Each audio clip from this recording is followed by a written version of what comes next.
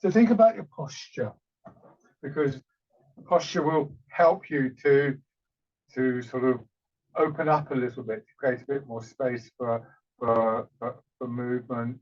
Weight a little bit forwards, hips dropping back. Just coming gently to this upright position as close as you can. Rubbing your hands together. And then tapping over your face.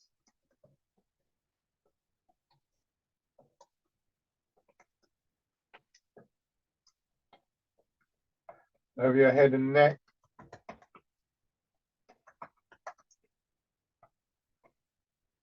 Down to one shoulder. And your arms.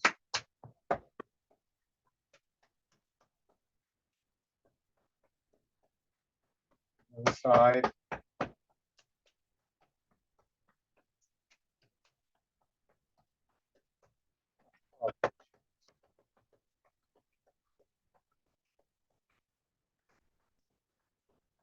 Belly.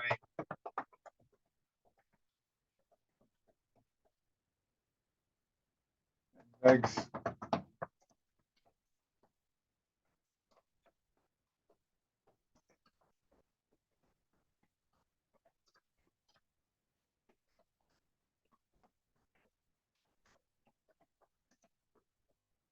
Good. And sitting back, feet out. Your weight drop back into the chair. Again, giving yourself just maybe just that little bit of extra time to get that feeling of settling in. Remember, what we're looking for is the equivalent of this change from a tightly clenched fist, where you can feel the sort of tightness in the muscles, to one that is, well, in the first instance, a bit more open, so a hollow fist. And even that will make a difference. And then maybe a little bit further to this opening of your hand. And that's the sort of thing that we want to try and encourage, in particularly in those parts of the body that are in contact with the chair. It's not as simple as just relaxing, because a muscle that's relaxed isn't one that's functioning. It's in a resting state. And of course, particularly when we come to the upright position, all the muscles are engaged. It's the difference really between this clenched fist and the slightly more open fist. And the open fist, you imagine you've got a feather or something really delicate in there, and you've just wrapped your fingers around it. And so you've got a structure there, but it's not one that produces this hardening effect. With the weight of your arms just resting on your legs, see if you can let your elbows soften, your shoulders soften, to really feel that weight. Your arms are quite heavy. If they're not comfortable there, same thing, just resting across your belly. Try not to hold them stiff. If you breathe in as much as possible down into your belly.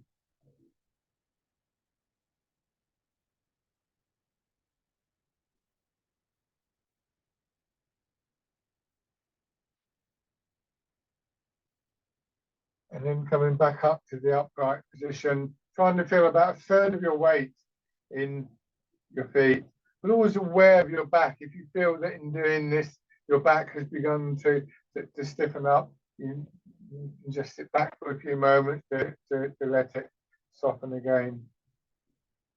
Shoulders dropping down. Try not to have your shoulders up there. This is very common, especially, we go outside to put something in the bin. It's like, oh, we instantly kind of put ourselves in. Rib cage just hanging from your spine a little bit. Hips sinking into the chair. Just try and get a sense for how much space there is for movement within your body. And slowly beginning to turn your head.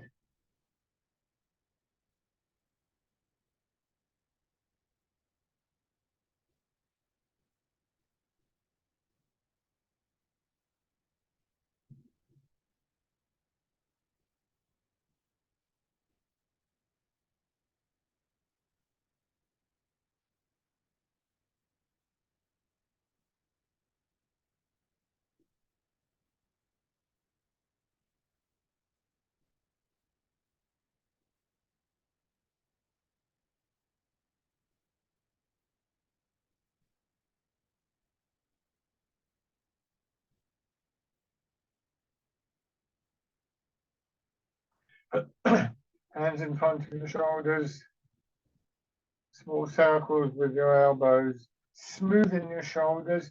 Just see if you can feel the big muscles in your chest and your back, like trapezius in your back, pectoral muscles in front of your body, the upper part of the chest.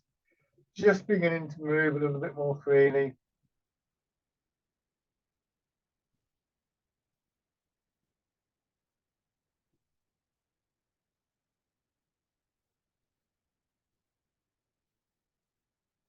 And then, and in the other direction,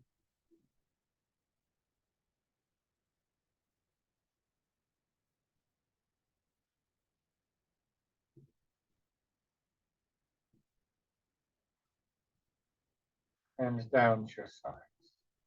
And then rotating your arm.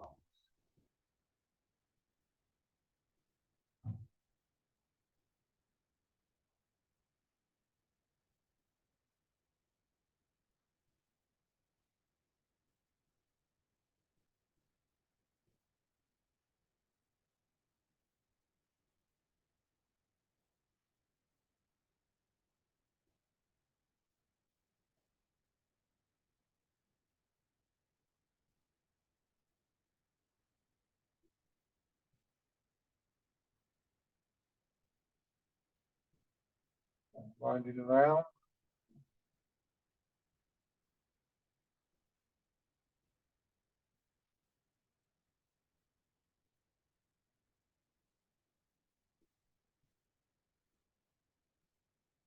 And back the other way.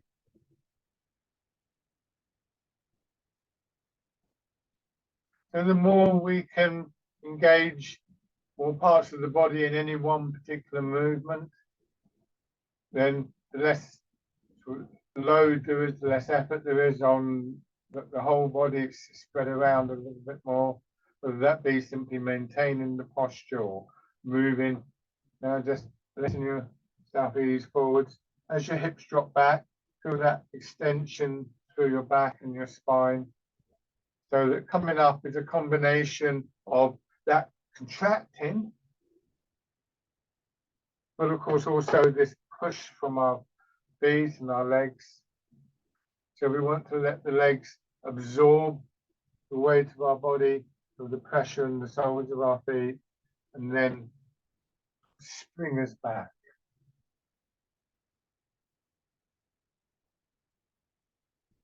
So feeling in upper back, from your shoulder blades and your neck is really very fluid.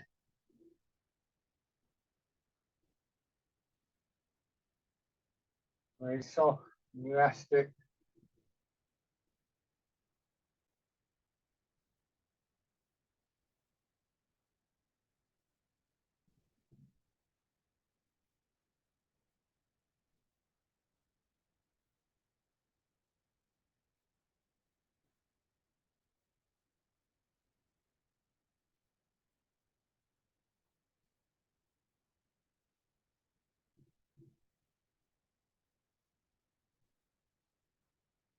This time turning a little so that you take your weight more towards one leg.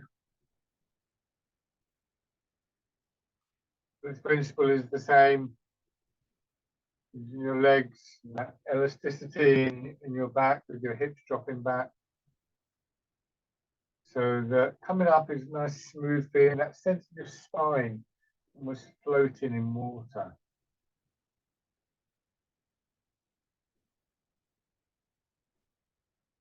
Turn towards the other foot, hips and waist, doing the turning, not twisting up your back.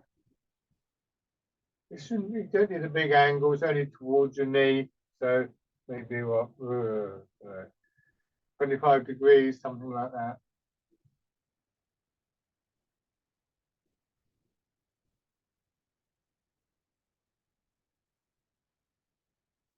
And then going around.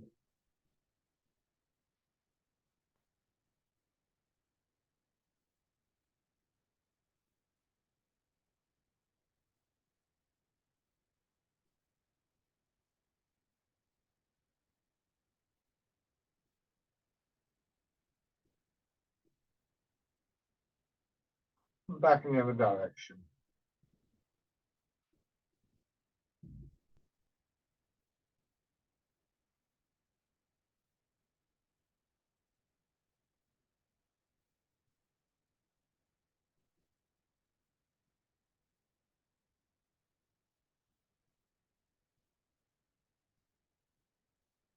And then one foot out. Don't straighten your knee, don't lock your knee out. So a moderate step. Feel a good solid sort of connection to the ground beneath your foot.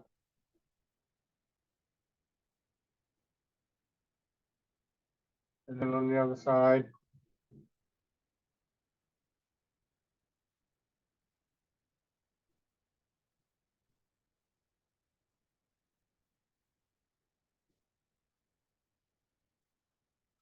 Okay. Hands down by your sides. Arms forward, weight back, and bird folds its way.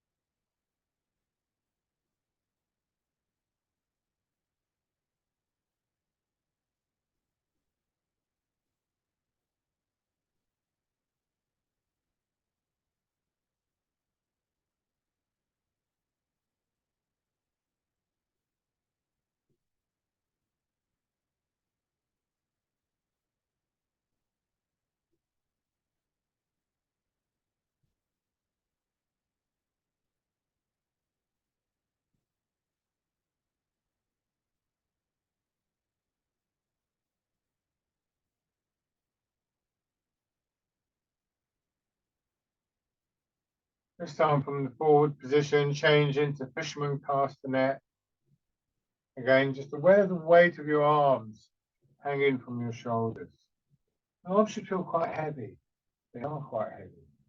But what we often do is sort of pull up. It's almost like we try and take the weight in our shoulders rather than just letting our arms drop down. They can be a little bit uncomfortable here and here at the top of the shoulders, because if this is our usual position, then this is going to just cause those muscles to want to stretch out a little bit, so you'll feel the pull there. But if you keep practicing like this in time, like everything else in Tai Chi, you will begin to find that it's a more comfortable position.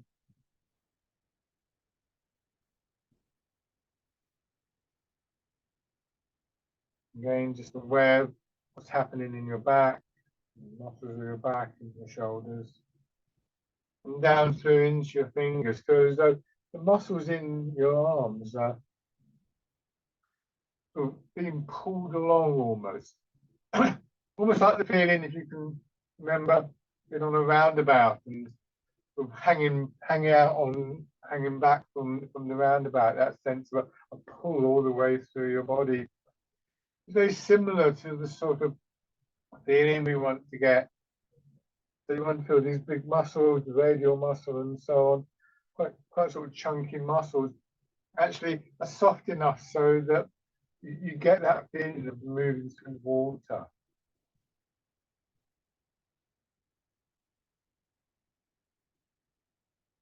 And then rolling the ball. So all of these sort of different qualities are things that we can begin to explore a little when we're going through familiar exercises. One of the reasons we always start off with very simple movements, always the same set, so that we can actually begin to see how these different elements interact with each other.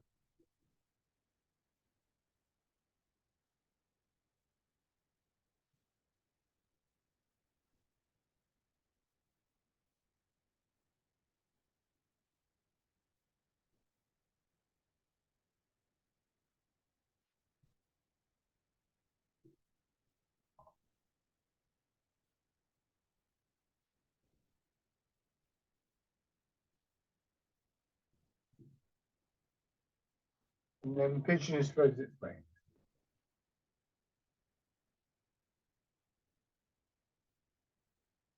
I'm expanding and contracting.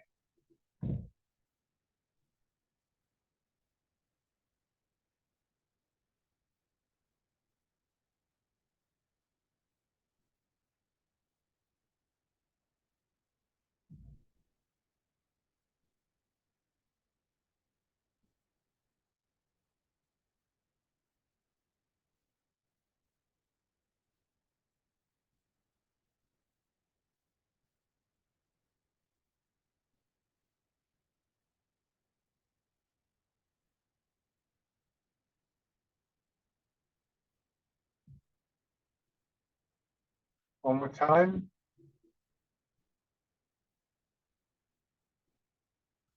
And then changing.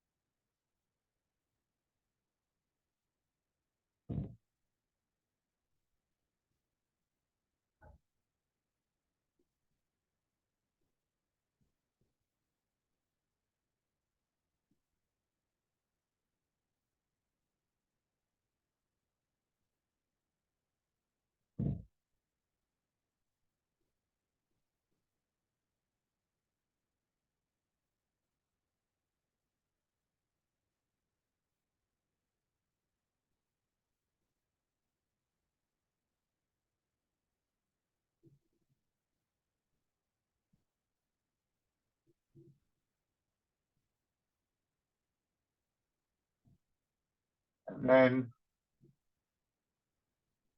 once again, a very soft, loose fist, hollow fist, punch with both hands. Try and make sure this line along the top of your arm is straight. You see there, all the way from my elbow to my knuckles, not this, with the fist up or down, twisting.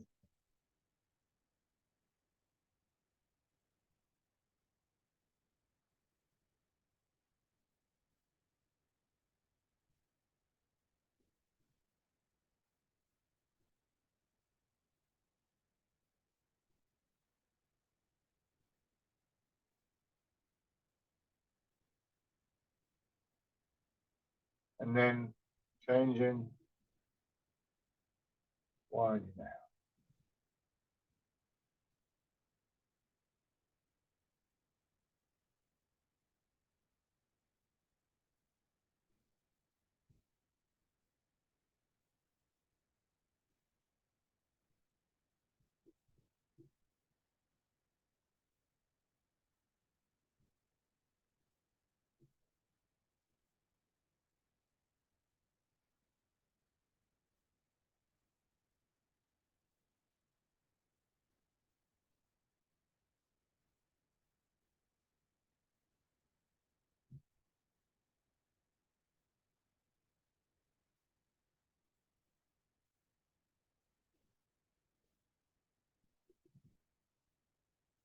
One more time.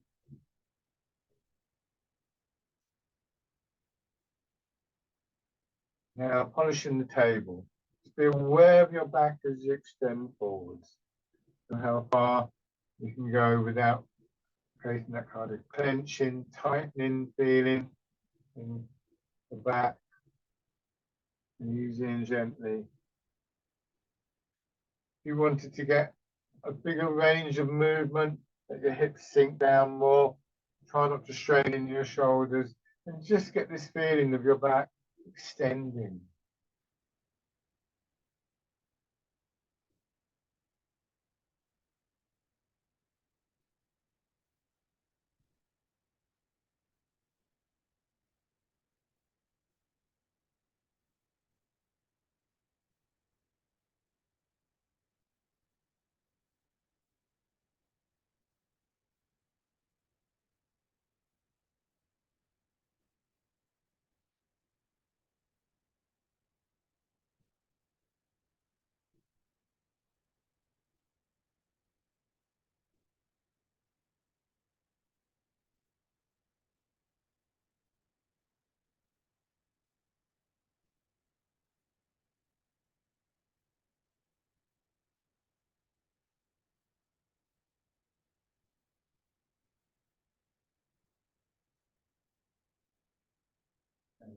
and back. Turning your hands palm up, pushing up.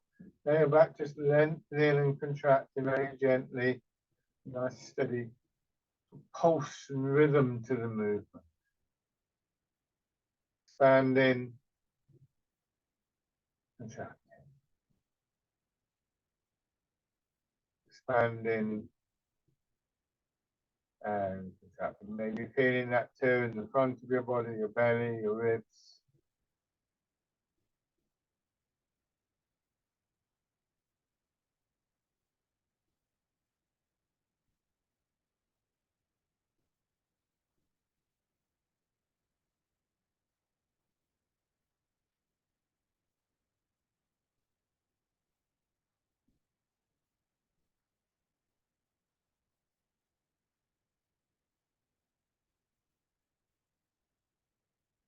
One more time. Change into the wild goose.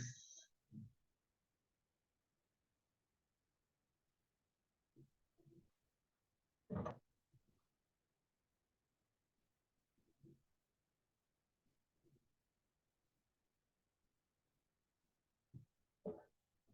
quite getting the center. That's better.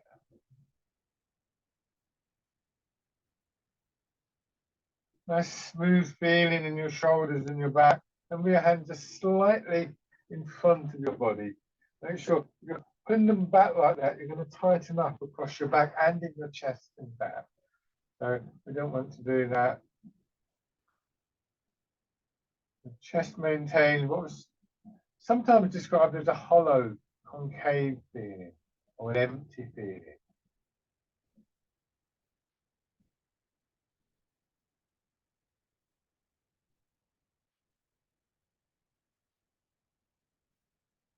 And then parting the clouds.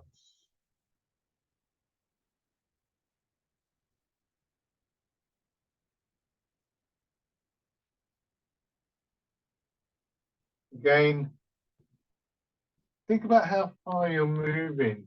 My arms can go up comfortably to about here today. I'll try and go any higher. Now I can feel that tightening. So I would look to gradually extend that, of course, but not to try and sort of break through, as it were.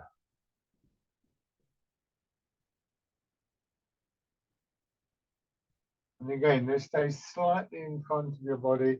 Resist the temptation to get to here and then try and get higher by kind of doing. You see, I'm leaning back there. It's not good for us to do that. You probably wouldn't notice a great deal of difference seated, but standing you would do. One more time. Dragon plucks the stars from the sky.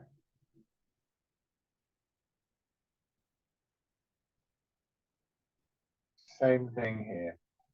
Another good thing to do with these movements that involve our arms going a little bit higher is to really get used to that downward push through our hips and our feet that comes just before, really produces the upward movement.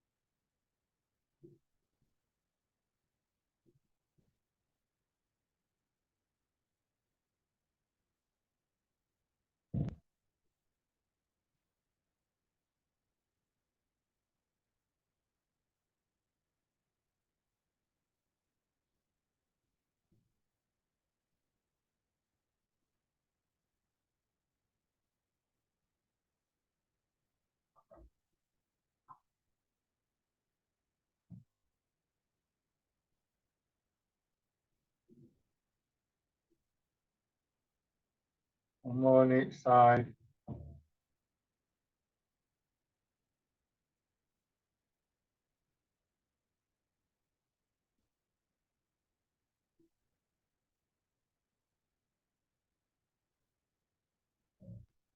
and then changing,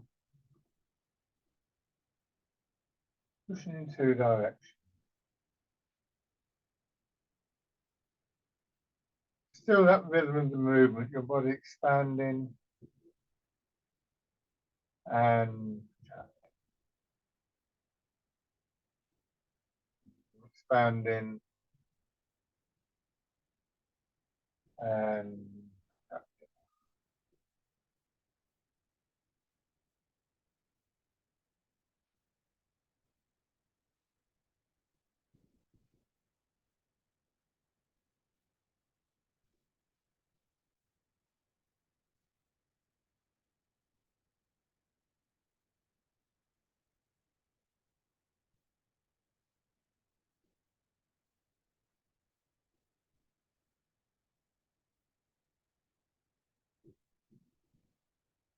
one more round.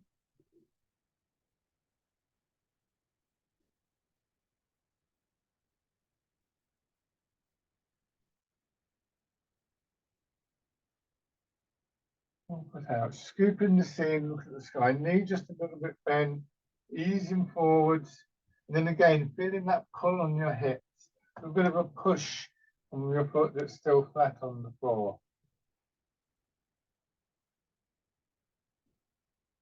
You just go back, drawing your arms behind your shoulders, and then opening in belly and chest, expanding there as your arms swing back a little bit.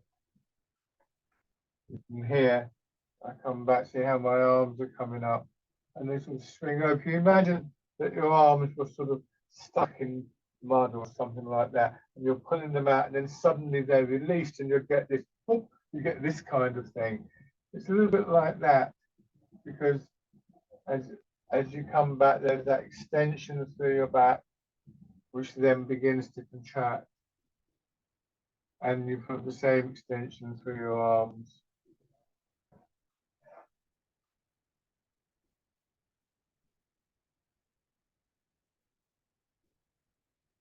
And then grasping the tiger's ears.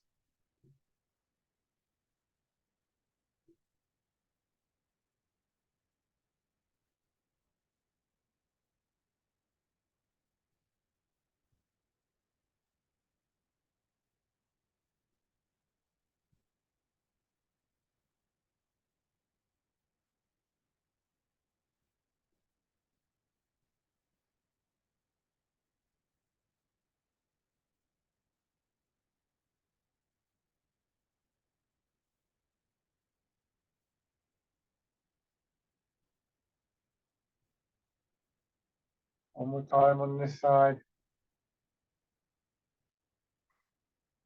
And then on the foot forwards again, knees are slightly bent.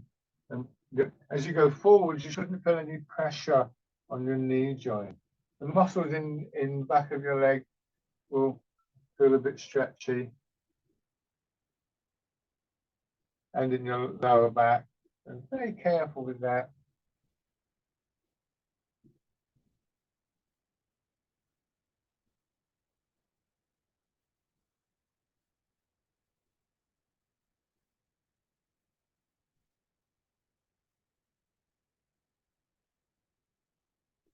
Good, and then grasping the tiger's ears.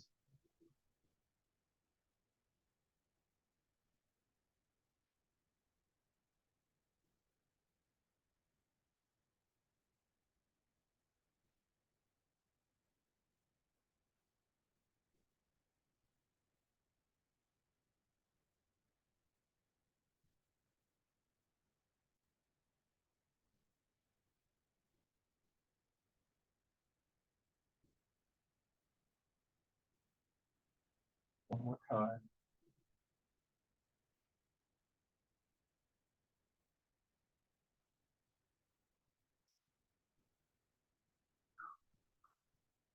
Okay. Back to standard position and part in the wild horse's mane. So come back into your right hip, a little bit of a turn here. Turn slightly to your right, hold the ball, your right hand on top, the left hand underneath. You're going to go forward into your left leg, shoulder pushing in first, and you turn to sweep your arm out. And then you come back, and again, as you come back, you're turning slightly to your right. You hold the ball, move across into your left hip, and turn a little bit to the left, and then the same thing on the other side. I'm exaggerating the turn a little bit so that you can perhaps see what's happening in my torso. Throwing my posture out slightly. So it's like a lot of these movements, when we start to realize what's going on in them, they become smaller, kind of hidden almost. And it reminds me of learning to write, sort of tracing out big letters and then writing in big letters. And in time, they just got more compact.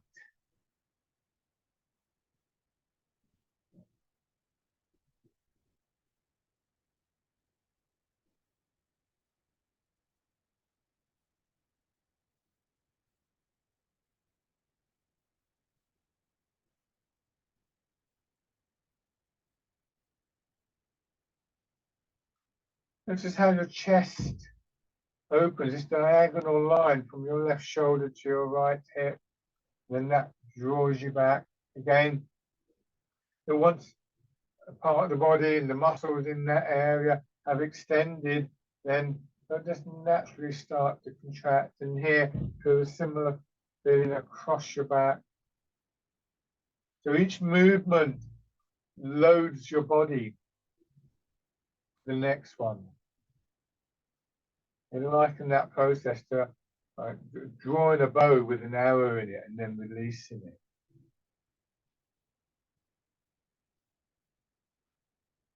Now this time, going forward, but instead of moving your weight back here, keep your weight in your left leg, but let the chest contract. So you bring your right hand in, drop your left elbow down, fingers point down, and you pull back again like you're pulling your fingers out of mud to here. Turn towards your left foot, hands holding the small ball, and then into your left. Now come back into your right hip, drop your right hand down, move over into your left, forwards into your right foot this time, so the chest opening. Hold the weight there and let the closing of the chest bring your hand in. It's almost like you're going to touch or cup your elbow, pulling back and push forward. This is white 8 office fruit.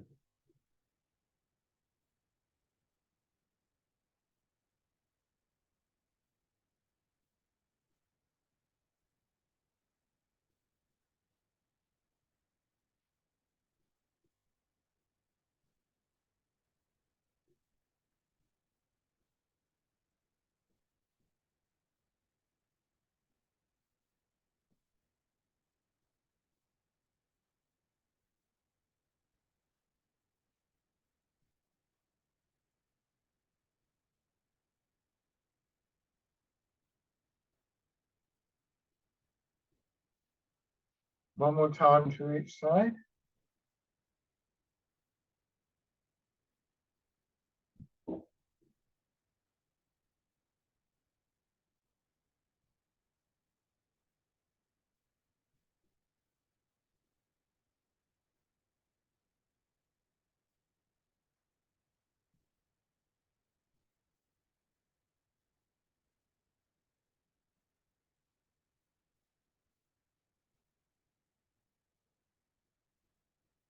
And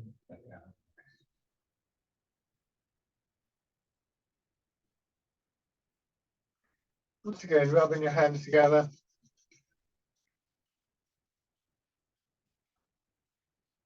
And then tapping over your face.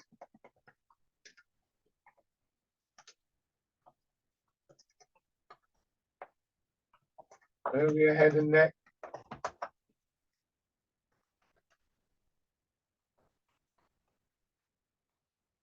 Down to one shoulder and your arm.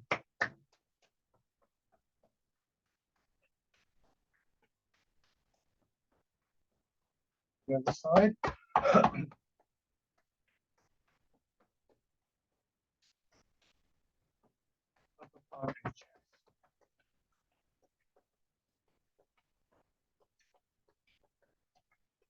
Belly.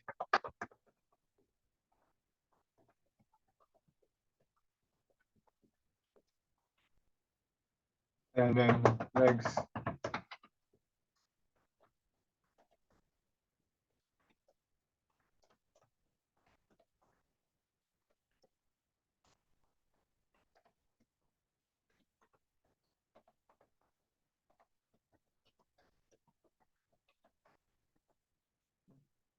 Pushing your heels up and down, pumping your legs.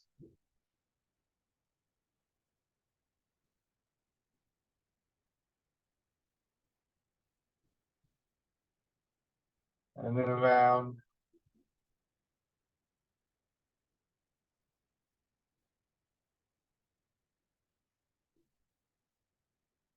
And back the other way.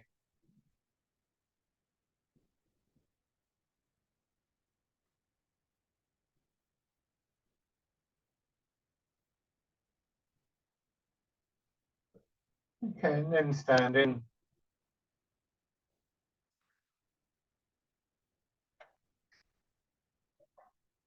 So again, give a bit of attention to your posture. Weight slightly forwards, hips dropping back, and just turning gently in the middle of your body. If you find this sort of makes you a bit unsteady, one thing is to not go too far, of course. It's only quite a small movement. Another is do it one-handed and you use the other hand to support yourself and then just turn around and do it the other way. But remember, when we turn in the center of our body, it's like a wheel turning. The center of your body is the hub of the wheel. It doesn't actually have to turn that far. And if you can leave your shoulders nice and loose, then your arms will just swing around quite naturally. This is knocking at the gate of life. Quite a heavy feeling in your arms.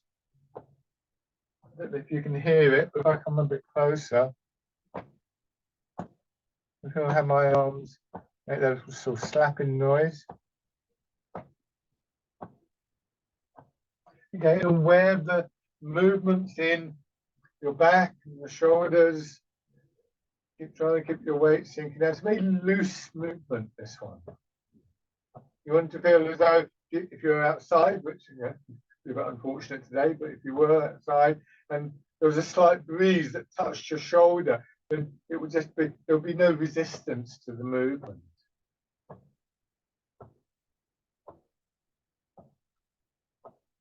And this is a good exercise to remember for the mornings.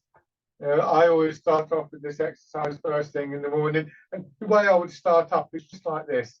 I just start up and just get a sense for, what's going on in my back and my shoulders, what's going on in my body generally, gradually building the movement up.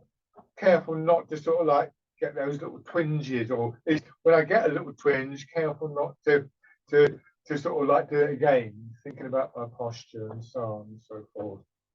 It's a useful exercise, knocking at the gate of life. Okay, so again, weight a little bit forward, hips dropping back, sinking down a little, bringing your hands around, pushing up, and sinking down.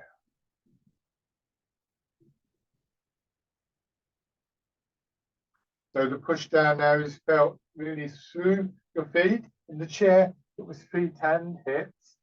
But one noticeable feature of this is that even as you go up, you can feel a pull on your hips downwards, almost like there were elastic bands from your hips to your heels, and you're just pulling against them slightly.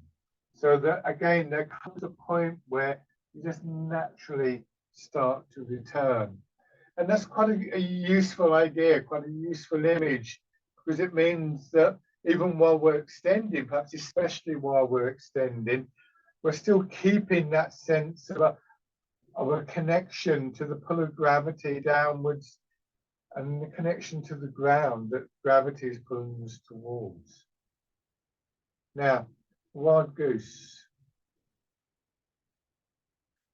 So it's training a kind of background attention of an awareness of the different forces acting on our body and how we're responding to them.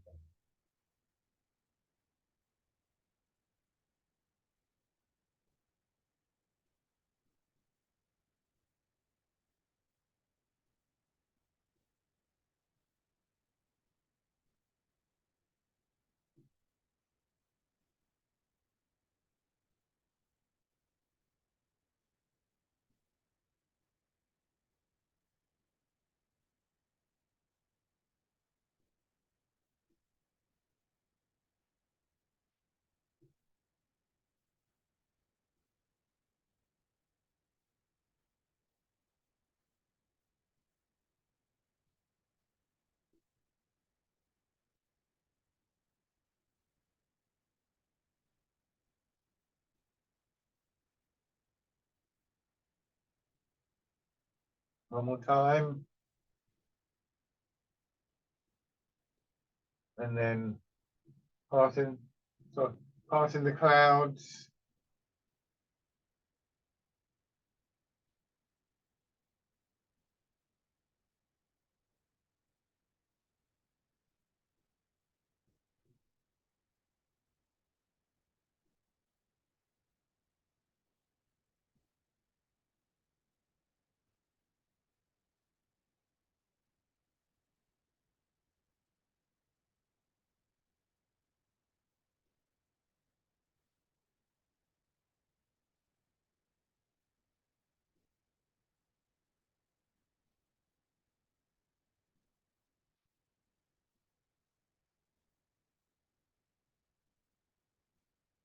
One more time.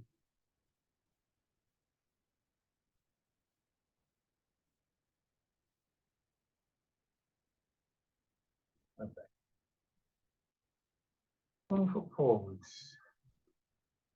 Transferring your weight into one leg and settling, feeling the contrast between what we refer to in Tai Chi as full, the leg that's carrying the majority of the weight, and empty, the opposite leg.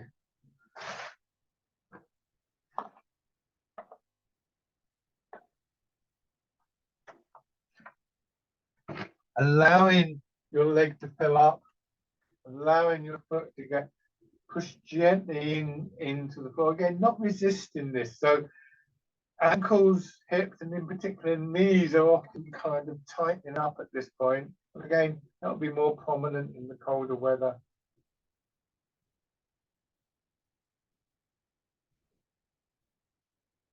Raising your toes and your heel.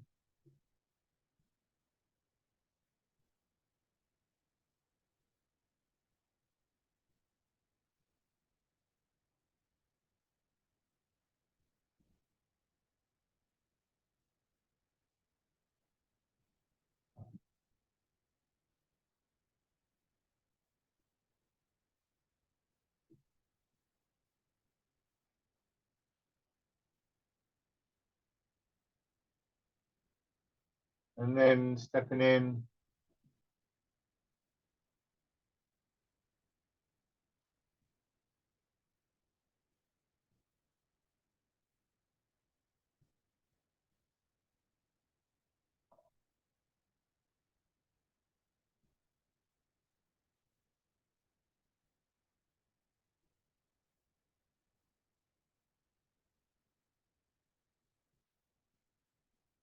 On the other side. Transferring your weight.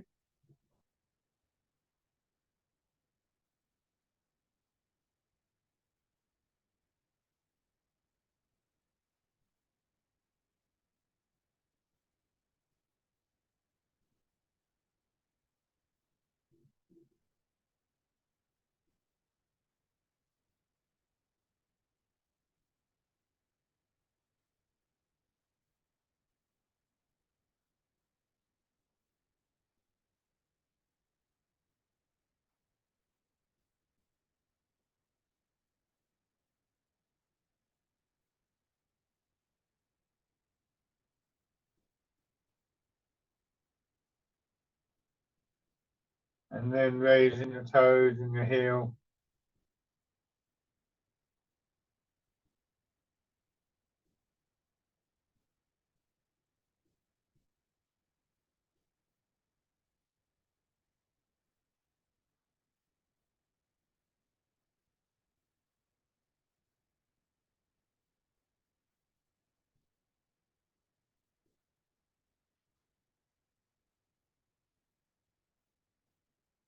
And stepping in.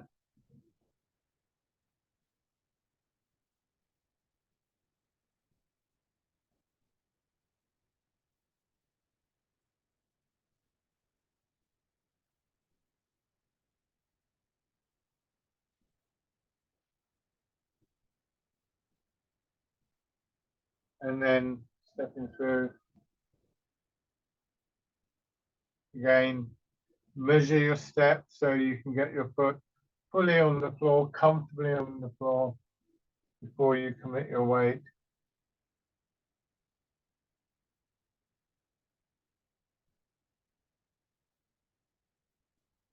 And then in the other direction. Oops. We get those little wobbles sometimes. And the key is when that happens, this is what we want to do. We want to get that sense of settling. So getting used to being able to do that. And when you get to here, it's like, oh, it's not working. Oh, I can do that. And that's a very useful thing to think about doing. Right foot forwards. Fisherman castanet.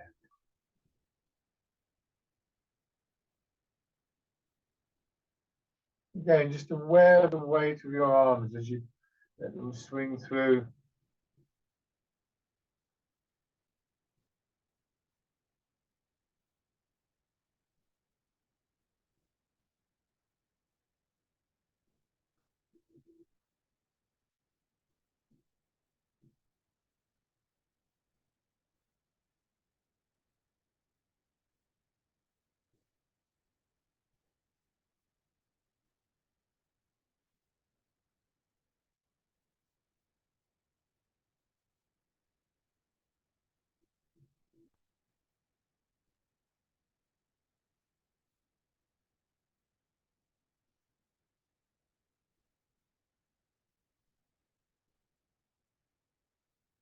Nice and smoothly. One more time. Changing. Pushing wave. Trying not to break the flow of the movement. Just reshaping your arms.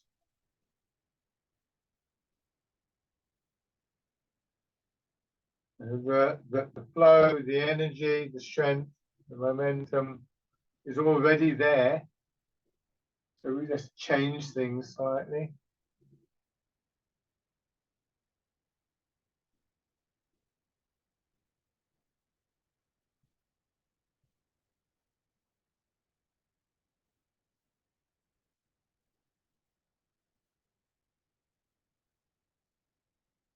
One more time. And sink back. The change this time is mostly in the center. Again, you turn, let your arms swing through. Wind blows the willows.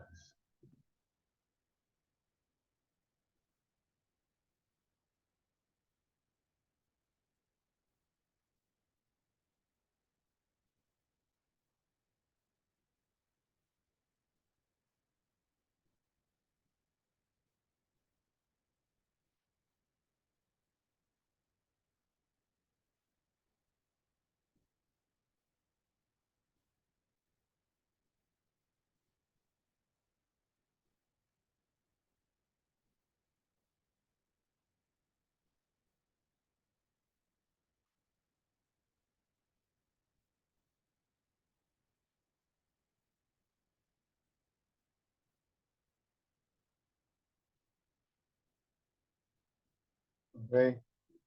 So on the other side. So I use this one a lot just to get a sense for the flow, the energy, momentum that can build with that transfer of your weight. And again, you want to try and get to a point where there's no sense of resistance to that. in the upper body, nothing tightening against that. The only resistance we would work with is that idea of moving through water, and that's a resistance that encourages a softening rather than a hardening. Very specific quality.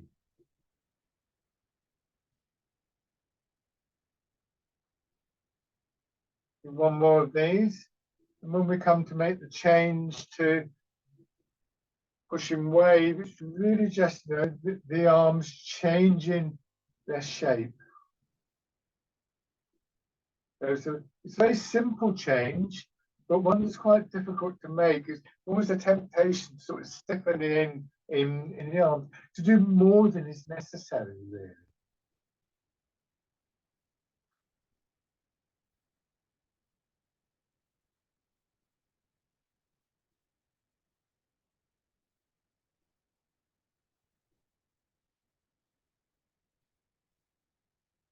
And then here, the principal changes that we're going to turn, and we let the arms follow the direction given by that turn. And just making sure you just allow your arms to drop down. Trust that they will swing through the correct way. It is, after all, a part of a circle. You see from the side, see my arms swinging down and up. I'm not trying to do anything with it. I just allow it to swing through a circle. It's like I've got, imagine a conch on the string, just letting your arm swing in that way. And then turn the front foot out a little bit. I mean, and as you turn, let the turn bring your foot in and through. Dragonfly skims the water.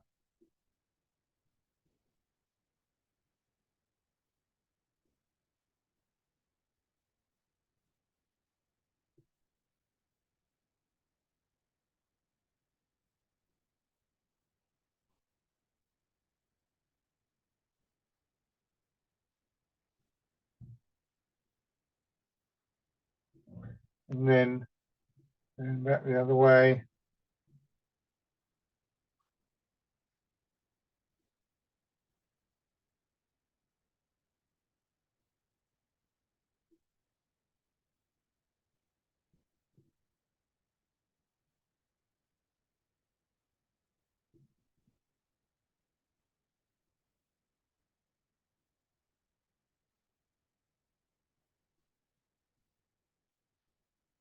Good. Lovely. Go back to your chair. It's a tricky process, that change from one movement to another. As I said, there's always a temptation to do more than we need. And that can, you know, particularly with the complicated movements, so things like wire tape off his fruit, that can make it a lot more difficult. It's actually quite a sort of delicate change. It's, you know, from fisherman cast and net, it's just the elbows coming in and then out a little bit. I don't have to do anything more than sort of gather the movement into a particular shape. It's quite tricky. So, you know, it's not the sort of thing you always get right. A good way to practice it is between fisherman cast and net and pushing wave. But I talk about it a lot in that context. So coming back to sitting, and again, really paying attention to this posture that allows the space within the body for movement, and not just the exercises, but movement of your breathing, your digestion, your circulation, and so on. All of which can be slightly strained in the colder weather. You know, we know that people with conditions like COPD, asthma, and bronchitis, and so on, will find it more difficult in the colder weather. But often people who experience a lot of pain one way or another, because their body's tightening up, it seems to increase the pain, and so on and so forth. So it's not just, you don't have to have those conditions for it to be having an effect. So hips sinking down, and then just let your arms drop down and embrace tiger, return to mountain. And this, of course, is a very key thing, this idea of coming back to this posture and these qualities within body and mind. Because it's unrealistic to think that we're going to just maintain them the whole time. And there's very much a cyclical nature here.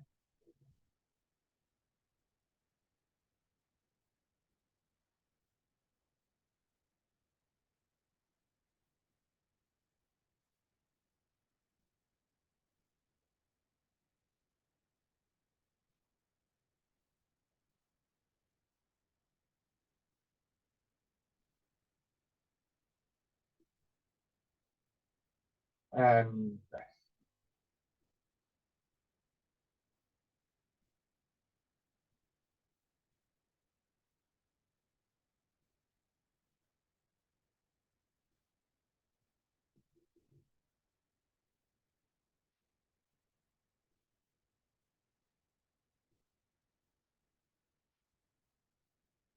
lovely.